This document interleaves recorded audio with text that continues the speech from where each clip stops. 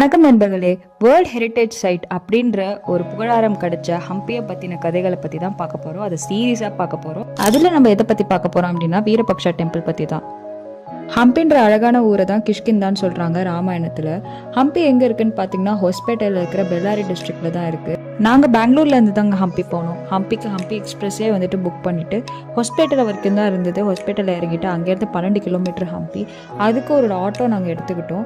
ஹம்பிக்கு நம்ம போனோம்னா 2 வழியாக போகலாங்க. ஒன்று கதிராம்புரா வழியாக போகலாம், இல்லை கமால்புரான்ற ரூட் வழியாக போகலாம். நாங்கள் ஃபஸ்ட்டு ரூமுக்கு தான் போனோம். ரூமுக்கு போயிட்டு கொஞ்சம் ரெஃப்ரெஷ் ஆகிட்டு வந்தோம். நாங்கள் ரூமுக்கு போகிற வழியிலே நாங்கள் இந்த ஹேமகோட்டா ஹில்ஸோட காம்ப்ளெக்ஸ் பார்த்தோம். வெளில இருந்து ரொம்ப அழகாக இருந்தது, ரொம்ப எக்ஸைட்டிங்காக இருந்தது நாங்கள் இதை பார்க்கறதுக்கு. ஸோ நாங்கள் டக்குன்னு ரெஃப்ரெஷ் ஆகிட்டு காலையிலே வந்துட்டோம். பொதுவாக ஹம்பியோட கிளைமேட் ரொம்ப ஹாட்டாக இருக்கும்னு சொன்னாங்க. ஆனால் நாங்கள் டிசம்பர் மந்தில் பிளான் பண்ணனால ஹம்பி ரொம்ப சில்லுன்னு இருந்ததுங்க. ரொம்ப நல்லாவும் இருந்தது. ஏன்னா அங்கே மழையும் பெஞ்சிட்டு இருந்தது ஹம்பியில். நீங்கள் விஷுவல்ஸில் எவ்வளோ நேரம் பார்த்துட்டு இருந்தது ஹேமகுண்டா ஹில்ஸுங்க. ஹேமகுண்டா ஹில்ஸ் எப்படி ஃபார்ம் ஆச்சுன்னு சொல்லிட்டு அதுக்கு ஒரு வரலாறு கதையும் சொல்கிறாங்க.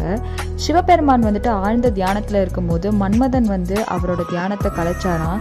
அதில் கோவப்பட்ட சிவபெருமான் அவரோட 3வது கண்ணை திறக்கும் போது இங்கே இருந்த மலைகள் எல்லாமே மெல்ட் ஆகி அது அங்கங்கே ராக்ஸாக விழுந்ததுன்னு ஒரு கதை சொல்கிறாங்க.